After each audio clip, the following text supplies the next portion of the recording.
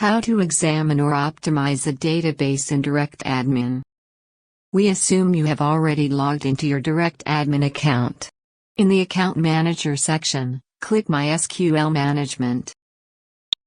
In this MySQL Management interface, you can create new databases or manage existing ones. Here it shows the existing databases. Check the box and select the database you wish to examine. You can select as many databases as you wish to examine at a time. Now click Check. It displays a report of check operation. Similarly, you can select the database and optimize it. It shows a report on optimizing database operation.